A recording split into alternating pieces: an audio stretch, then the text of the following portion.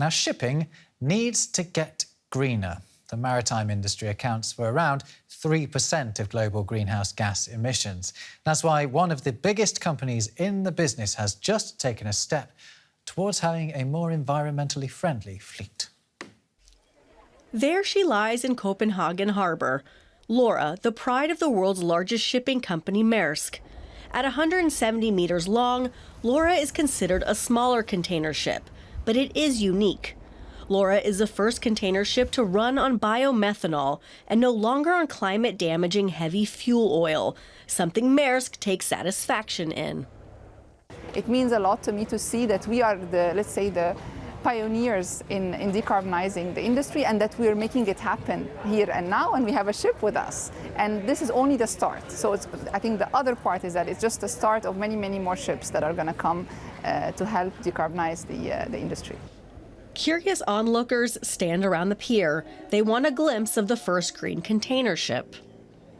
I think this being a first mover is going to be an eye-opener for a lot of other companies to follow Maersk, and hopefully we're going to have more green transportation in the future as well. So seeing Maersk do this and being the first company to do it in Denmark is very exciting to make such a big impact and stamp on the world. Maersk has already ordered 24 more container ships with engines that can run on biomethanol. Their competitors are also switching over. The engine's manufacturer is experiencing strong demand. At the moment, we have 180 engines on order, and there are around 200 engines in the project pipeline. But when I look at the trend forward, looking ahead, it's steeply upward. But there's a problem. Biomethanol is currently not available in sufficient quantities. Maersk is partnering with firms like European Energy. Using wind and solar power, the company wants to produce enough biomethanol for Laura in Denmark. The plant is under construction. So it looks like construction site. Towards the end of the year, it will be mechanically completed. And then in the first half of next year, we put power to the plant and it will start producing the first drops of methanol. Other projects are in the planning stage, but ships won't be held back for lack of biomethanol. If necessary, the engine can still run on heavy fuel oil.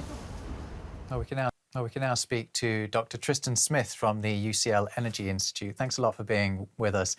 Is methanol the solution to the shipping industry's environmental problems or not? Well, it might be part of the solution, but it's not the one that we have identified is the likely long-term scalable solution.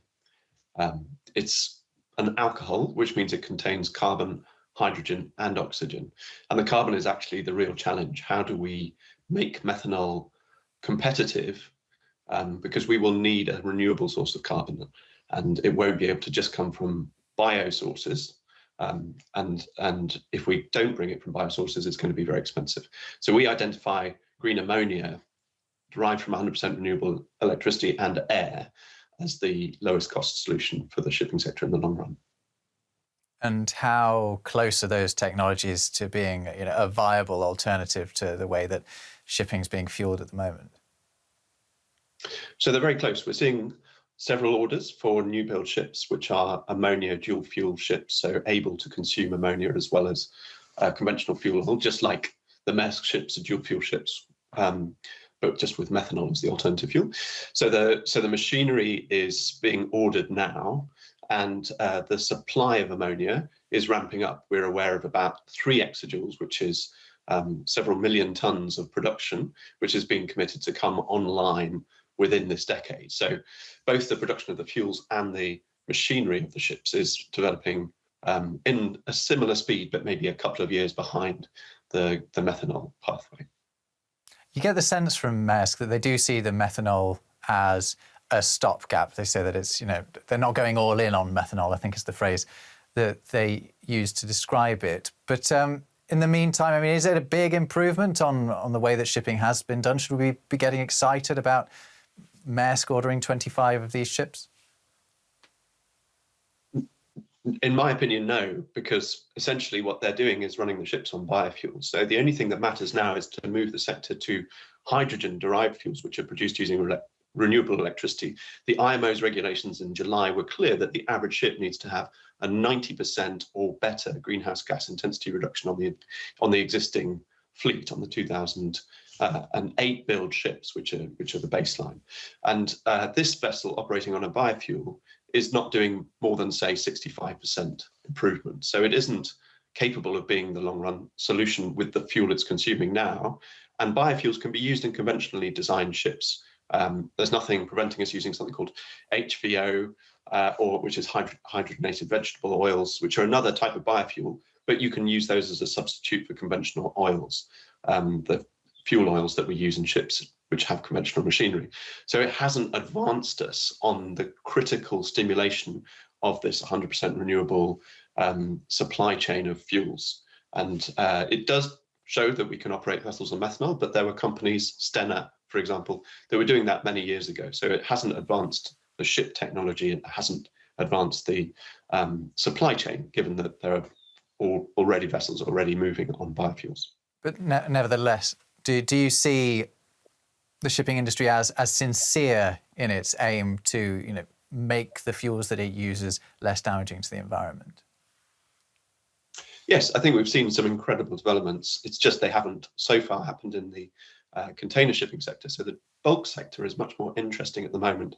Companies like companies Maritime Belge, EPS, Eastern Pacific Shipping, Cargill, these are companies that have already started to really engage in the ammonia production and the ammonia machinery solutions and really stimulated the machinery development. So they've been putting a lot of funding in to make sure that those engine solutions are ready in time for the pathway that we need to be on. So I'm genuinely very positive. I mean, the development of the IMO for such a steep transition pathway with deep greenhouse gas reductions, not just this decade, but really accelerating through in the 2030s is an amazing development. I think it's now become the leading sector for the use of renewable hydrogen and renewable energy, given that it consumes 200 million tons of oil today, if not more, and all of that will need to be substituted by renewable energy in the next 15 years. Obviously, the huge burden for making the industry more environmentally friendly does fall on the shipping companies themselves. But how much credence is given to the idea that maybe we should be doing less shipping and finding, ways to not be sending things halfway around the world quite as much as we are? So I think in the international regulator, the IMO, that needs more discussion, but it's a very difficult conversation to be had, given that that is made up of both low-income countries that see trade and the economic development that trade brings as a key way for them to grow and become higher income countries. So I think it's possibly a subject that we should be reflecting on more in the higher income economies, where we do import a lot of goods which are not central to our survival. We take cruise holidays, which are not central to our survival, in the way that moving grain or extracting raw materials that we need for our transition that need to be moved around the world will mean that there's lots of shipping that will continue to grow in spite of our global need to decarbonize. So there's a very complicated conversation, and I think the action needs to start in the higher income countries if we really look at what we consume today and how much of it we really need, as well as this question of economic development. Okay, Dr. Tristan Smith from the UCL Energy Institute. It's been very interesting hearing what you have to say. Thank you. Thank you.